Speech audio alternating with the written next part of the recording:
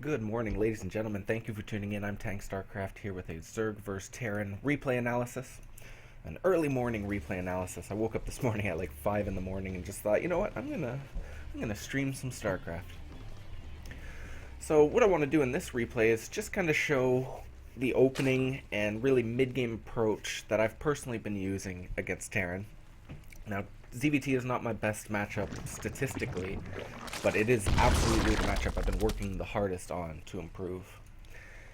Because it is a very difficult matchup right now. Terran does have a lot of options, early aggressive Reapers, even proxy 2 racks or 3 racks barracks, early Hellion pressure, early Hellbat timings, early Banshees, early Liberators, like early Marine tank pushes. All kinds of shenanigans right now Terran can throw at you. So I've been favoring a very safe, I would call it safe, style with a quite late third. And I know that throws a lot of people off, but I'm going to kind of explain the merits of it here. So just to slow down a little bit though, we are opening with the hatch first. I think I went 16 hatch, but you could go 17 if you want. Good luck, have funs. Quick note about Overlords. On this map, this Overlord can always get to the safe spot. And then the next one even can scout over here. But yeah, gas before pool. Or was it? I'm actually going to go back and double check. Sorry, I just want to make sure I'm doing the build I think I am. You know what? That's gas before pool. That might not be. This might be like a Roach-Ravager opening, so that'll be cool. Okay. The good luck, have funs. Gotta love that. We should be seeing the Overlord on 19. And personally, I like to wait here. Some people will squeeze out one drone. Personally, I like to just wait, get the lings, as I squeeze out a drone. I say I like to wait, but generally, I like to wait. So taking out a gas, getting speed started, and getting the double queen, and probably a couple sets of lings here too. And the reason we're pulling out a gas so quickly is just to maximize that mineral income, because no matter what you're doing next, generally, you can do a little boost here and just be droning and getting the queens. A little mineral boost here. But probably we'll be refilling the gas pretty soon if we're going for Roach-Ravager. Yeah, even taking the second gas now and refilling. Probably starting that Roach War. And oh, no. This is what you don't want to allow to happen, which is the SCV to get in and scout that you're going for the second gas. So he's definitely going to see that, and is he even going to see the Roach Warren? Yeah, so that's unfortunate. And just a product of, what were those lings? I guess they should have went to here and just blocked that SCV. They just didn't know. But even just to nitpick this a bit, like maybe should be refilling the gas, but not starting the second one until the queen is out, and you can guarantee the scout denial. But either way, I have the option now that he scouted it of canceling this. Like just canceling both as soon as they kill this or it gets out of range, or just going through with it and seeing what we can do. What option will it be? Well, the gas finished, so I'm not the kind of person that's going to leave a gas finished. We gotta fill it up and go for aggression. So I'm going to grab 3 Overlords here. This to get all the Roaches, Lings, and Ravagers. Speed getting pretty close to done, so if he had done Reapers, I would probably be waiting on creep, and when speed's done, I'd try to kill it. If it was just one Reaper. Should be able to get 8 Roaches almost right away. We'll build them in the main first. First one's in the main, spend all the money, and then as we start to trickle in some new money, we'll get it at the expansion. Quick note about that is when you build Roaches in the main, obviously it's going to take longer for them to walk all the way to the opponent's expansion. So you want to build them first so that all 8 Roaches arrive at about the same time. Alright, you build the Roaches here first, then the Roaches here. Yep. And they all should arrive fairly close to the same time. Meanwhile, the opponent's just now getting out the Hellions, getting a bunker up, and even a Marauder, so preparing to be very defensive, probably. One quick note, though, is the opponent here decided to go for a 3rd command center, and I think that was started before the SCV scouted. So I think he would probably rather not have this, so that he could afford additional stuff, right, to defend. But luckily he had already built that, probably. Roaches all moving out. Ravager at the front, maybe a bit early, but that's fine. And then into some Ling production. Speedlings, of course, are going to catch up. And I'd love to see an Overlord building, too.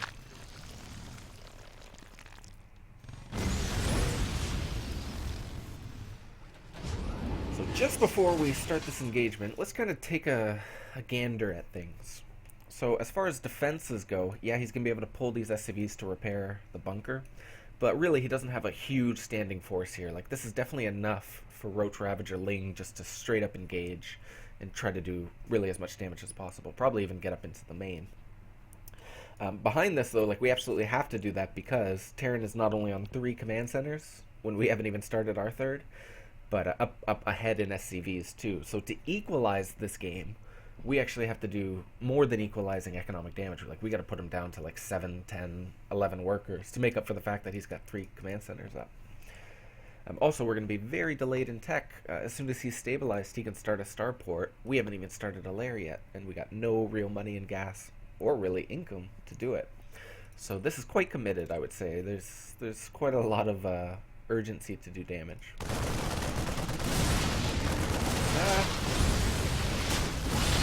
So, getting right up close there, the thought process with the Roaches and the Lings is that if you take up some of the surface area of this bunker, then the SCVs can't repair it. So that's kind of why the Roaches moved up to the left there, and I don't really mind it. I just want to make sure that these biles are going down probably back here on the bunker. You want to make sure you're obviously not blowing up your own stuff.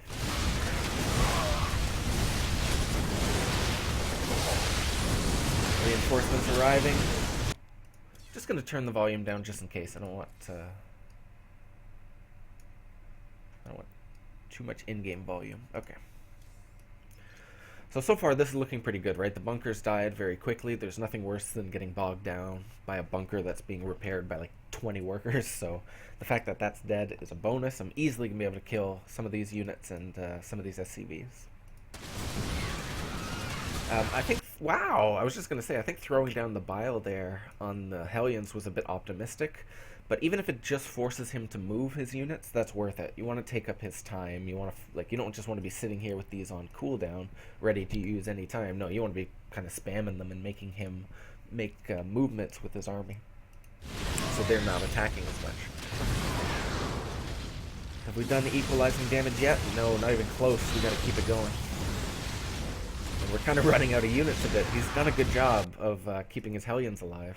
And even that first Marauder lived a bit longer than it should have. Still building Lings could theoretically be droning here. Depends. Wow, still building Lings. Very all in, very aggressive, feeling like I can do damage. Unfortunately, yeah, if those biles had been just a little bit further, it would have A, either forced him to move his SCVs more, which is good, or B, it would have killed his SCVs, which is great. So just a little bit better bile placement was needed there. However, focus fire target should be that Marauder. Even as these Hellions are out, can maybe be considering, yeah, targeting them down. Ooh, this is a bit nice. He brought some of his workers to his expansion, and the reinforcement Lings are forcing him to stop mining and getting a couple kills. And this looks like the transition point, where we see a few drones, losing a little bit of injects, but we'll get back into that. And probably the lair pretty soon. See how much damage we can do. We really got to equalize, pull ahead in economy. Well,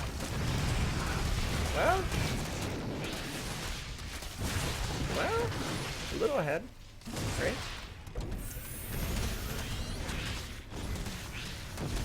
Oh, that's close, man. I'm gonna say, it's gonna sound strange, but I'm gonna say that Terran is just slightly ahead, or that it's about even. The reason I'm gonna say, well, I'm going to say about even because Terran doesn't have any army, I just realized. So, like, if Terran had 6 Hellions right now, I'd say Terran's ahead because they can push out and force me to build units and stuff.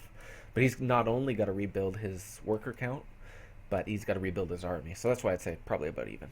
And he's going to have to probably lift off or at least delay mining at that expansion for a long time. Whew. Damage done. So just barely enough damage there. And powering the workers here, got to. Some players would take their third base, but I mean, I've been mining these 2 gas for so long, I'm thinking the lair into quick Muta is the best next step. So I mean, as far as next steps go, the very first next step would be getting 16 at the natural, right? 16 workers. I notice I'm down to 12 in the main. I don't mind that because but I don't mind that because I want to have just one mining these patches in the back, and that'll sustain them a bit longer. I might rally 4 drones here later, but I'm going to prioritize saturating this space and getting these gases. That's one thing about early aggression. A little adjustment you can make is you might go down to 12 workers in the main a bit earlier if you've been not mining your expansion for so long. Right, get that expansion mining quickly. But here we go, tons of drones. That's going to easily put us over 44, which is our real 2-base saturation point. And yeah, they're over 16 in the main, over 16 at the natural. Could have a little more creep maybe, but the big thing is, ooh, what do we got going on here? Yeesh, gotta be careful of that. Those lings should not have been postured so forward, because I think I had about 12 of them. 10 at least. How many do we have? Yeah, 10. Those would have been nice to have back, because if he has 5-6 Hellions coming into my expansion right now, these 2 queens do nothing without the Zerglings, really. Like, they can wall this ramp, but like they can't really defend these. It's messy. But if you have the 10 lings, then you can keep them back, and if he commits with those Hellions, you run in with the lings, and it forces a really awkward engagement for him, and he'll either pull back or he'll lose his Hellions, or at least a good portion of them. So that's why these lings are actually really important, and to lose them by a misrally, pathing issue, that's unfortunate. So now I've got to build a couple lings. Yeah, like really panicking a bit, actually. Luckily I have a few, so like this is actually, like this is going to kind of demonstrate what I mean, but it would just be so much nicer to have 10. So he's going to come up here, and like he'd easily be able to run by just the queens, but maybe these 4 lings alone would be enough to buy a bit of time. I'm kind of glad he didn't commit there. I feel like he missed an opportunity to kill some workers. I mean, it was close. I had more lings coming, and he didn't know how many Zerglings I had. You can tell how much of a panic mode this is, because I even pulled the queen from the main up here, and oh no, the Hellions are going to squeeze in. So these lings are mispositioned, right? If they were over here, I'd be able to stop them right here, where there's a partial wall with the gas, or a partial wall with the queens. But he's going to be able to get in, it looks like, and now the lings will probably run down. But the reason this sucks is A, he's going to kill stuff, but B, he's going to see the Spire. And that's a bit unfortunate. Why wouldn't I put the Spire, like, up here or back here? I don't know. Spire in the main, I think. And, I only just now, I think, realized, like, I guess I was just busy building spores and stuff. So going to pretty much A-move in with the lings, try to get the workers out of here if I can. This is actually pretty good. Notice how he got some workers there, but notice how like the lings got a good wraparound of his Hellions, and even though he was tucked in behind these minerals, I had some lings from here, here, and here, and that was just luck, but I mean, if you can do that intentionally, then that's even better.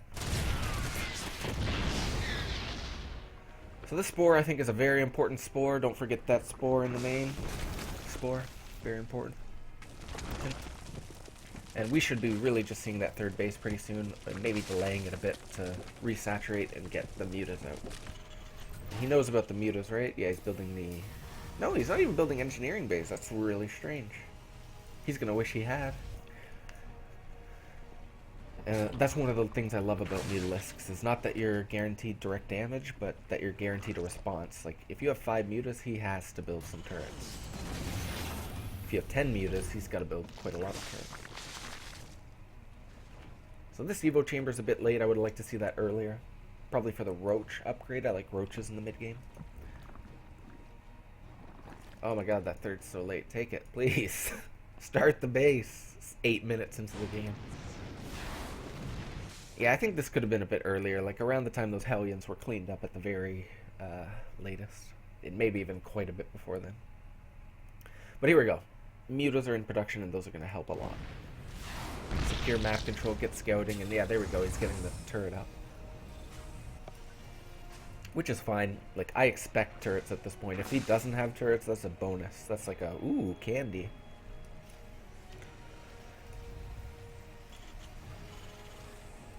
So already into Roach production with upgrades. Notice I could saturate the third, but it's not even close to being done yet. So this is the period of time where Arena's a short map, and I want to make sure I have units on the field. I don't want to get caught with my pants down where I like push him with mutas, and he just straight up uses all his barracks to just funnel units through the center and kill me. So that's why I'll build some mutas, I'll pressure with them, but I won't go right into drones. I'll build these upgrades, I'll get the roaches out, maybe even creep up this area a bit, so I can defend here with Roach-Ravager while I saturate my third. And probably transfer some of the drones from the main to the third. So it's not like you're fully saturating the third, you're just building a handful of workers and transferring the rest from the main. So, ooh, a little bit of damage to be done. Well, yeah, definitely want to be killing that turret.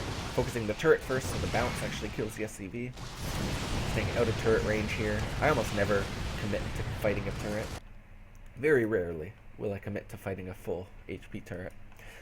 Just don't have the muta count. Just really want to see where his army is, like pull it back to defend ideally. Force some more turrets, do a little bit of damage, and throw him off his game maybe. That's part of it too. While I build roaches. Should, yeah, definitely be transferring over from the main to the third soon. Yeah, still poking in, just being annoying. Cool. Finding damage. The opponent really didn't have a very high marine count, so these 11 mutas were able to actually just run right in there. Maybe if these widow mines were placed, he could have defended. Oh my god, are we gonna get the widows? I think do it. Yeah. Oh, totally worth it. And that's the kind of thing, like 2 widow mines are not ginormous, that's a terrible word to use, but they're not the most important things in the world for this Terran player, like especially because I'm going Roach-Ravager. But it's just like a mental victory, I think. When you kill those first 2 widow mines that he builds, definitely a mental victory. Still building just overlords and roaches. Want to stay way ahead of supply. Yeah, now he's getting into the marine and medevac count that I don't want to deal with, but luckily picked off a Viking there. So let's pause again and talk about like the state of the game. So Terran is really in a good spot economically, like way ahead of me. In fact, he's taken this third a lot earlier. He's been powering it. As far as upgrades, he's going to have 1-1, and I'm just now finishing the 1-1. So I would say Terran's ahead at this stage. Maybe I have momentum because first of all, I have a pretty large army with a lot of production capacity, but also just kind of the momentum with these mutas and forcing him to stay back and not pressure me at all. So I would call Terran slightly ahead and maybe about even.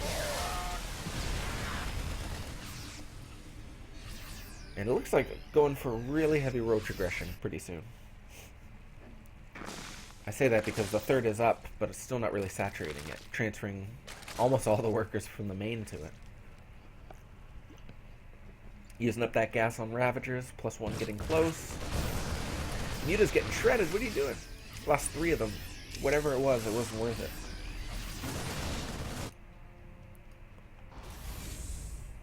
Now he's starting to get that big scary army that you're very afraid of him pushing with, but not really too fearful when you have this big of a Roach-Ravager army. Would like to see the +2 attack right away. Oh my god, I lost even 4 more mutas. See, that's an issue, not only because now I can't really threaten as much, but also I can't really shut down drops as easily. If I'm up to 8+, it's a lot easier, but now with 4, he can kind of push through the center area, and sometimes I can't kill it in time. But it looks like I kind of know at this point that we're not really going to win the super long game. Not if he stays on this fully saturated 3 base, so we're definitely going to want to go for the push here. This is a bit funny. Both of us have no map vision. So we're both pushing. Okay, so pulling back to deal with that. Have to, I think. This should be a straightforward fight, though, unless... Oh, no. This is actually really good for him. The perfect thing he could be doing right now is, first of all, keeping this massive army back in my base, and also doing even more economic damage while he's on 3 base. So this actually sucks for me. I would love to actually fight this, but he's kind of just running down this way and preventing an engagement. So if he's able to get away with these medevacs, then this is really good for him. But on the bright side for me, I kind of have his army trapped back here now, which means when I go for this push up here, maybe it won't be there in time. We'll see. See how this goes. Trying to catch him with the biles, it's pretty hard. he gonna go for the drop? Yeah, probably. I'll have to chase it for a little bit. This shouldn't be too much. Queen might even pick off the medevac. I could have picked it off. What's going on here? Oh, okay, there we go. That was a bit of a unfortunate thing. He killed like an extra Ravager and a few Roaches for that. I really got to be keeping my army alive at this state. Okay, good. Did a good job this time of, yeah, picking off a medevac. That's huge. That was a lot of supply. But, yeah, did a better job of splitting up the Roaches there to be able to deal with that. And finally, the drone's getting back to mining. Definitely got to push. We're not sitting around. Can we even push through this narrow area? I'm starting to think no. This is going to be tough. I can kill these Widow Mines, no problem. Well, so there, if I had known those Widow Mines were there earlier, I'd have killed them from a range. I wouldn't have even taken the hits from them. That's, again, what's so good about Ravagers is you can just throw down the bios on them from out of range and take them out. But they got some good value, actually, so that's unfortunate. And yeah, exactly. Not going to try to funnel through this narrow area when he's got a preset concave. Just going to go around. Yeah, he's going to continue dropping me, as he should. I'm trying to set up my defenses to deal with that a bit. Hopefully don't lose this queen. Yeah, just going to quickly pull back to deal with it. And then get out on the map. Go, go, go. Push, push, push. We cannot allow the Terran army, the Terran war machine to continue. We have to end this game. Do we get +2 attack? No, so this is pretty much fully committed.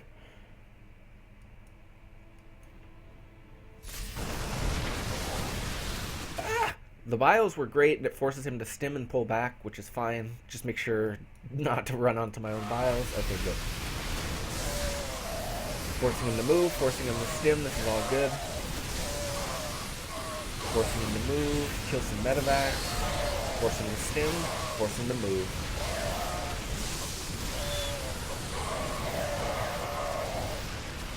Yeah, this is really favorable engagement because he didn't have any tanks. So this is making this pretty one-sided. The bio's helping a lot too, and him just not having a huge army.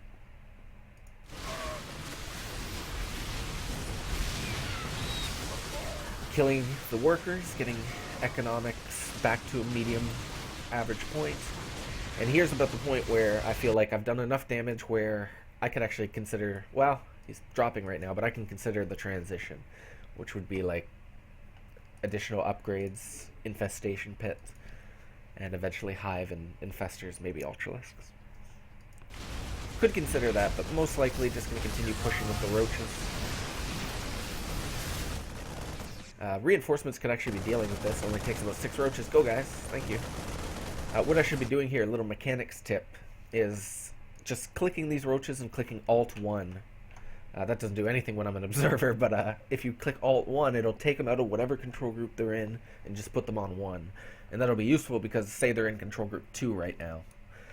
If I take them out of control group 2 by pressing Alt-1, then when I'm using my army for the actual fight, I don't pull these roaches accidentally. It's like that common thing of people putting Zerglings on the watchtower, then pressing F2 and pulling them off.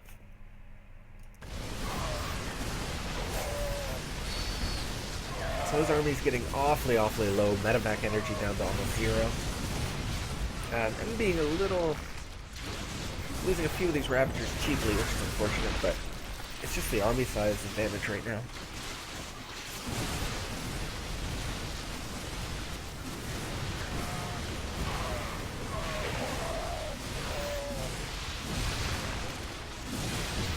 Pretty much an A-move situation, just trying to get close and target down 1 or 2 units at a time. Am I going to push up the ramp? Maybe.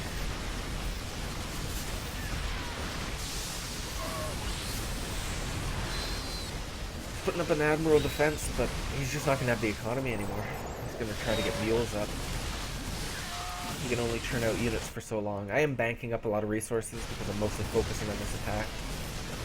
I think I should actually be injecting better and building more queens, getting a 4th base started. And obviously continuing roach upgrades is a big falling point in this game. Should have at least the +2 attack finisher by now. I think my thinking with skipping the +2 attack was, first of all, my +1 was very late, so I thought the +2 would be even later, and that I only had a real small window to win the game. But you never really know that in the game, so I think it's almost always best just to continue to the +2. So you just clean it up. It's going to be hard pressed to hold the next one, though. There's the +2, just in time not to be useful, based on the timing of this game.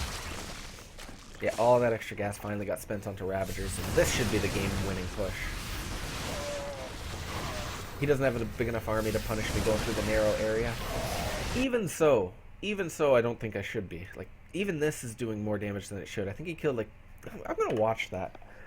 It doesn't matter at this point, but it matters to me. Because... look how many Ravagers are here. 8. He has a tiny, tiny Bioforce of like 12 units. 1 dead. 2 dead. 3 dead. 4 dead. 5, 6, 7, 8. He killed every single Ravager. Wow. Okay, Zergs, now you know. Never, and I mean ever, send anything through this narrow choke ever. Just do it. Just break the rocks and go around with anything. Ever. God, anyway, those guys are going to die for that. That's at the very least. There's no way in hell. Like, even if he left the game right now, I would kill those units that killed all my Ravagers. So it's painful. There's just too many Roaches at this point.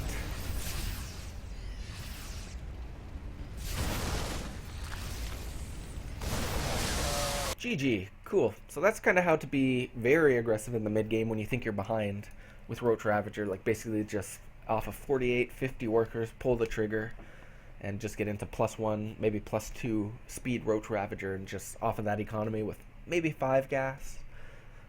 Just like one of the gases at your third, maybe both, depending on how many drones you have. But yeah, just push across the map and be as aggressive as possible.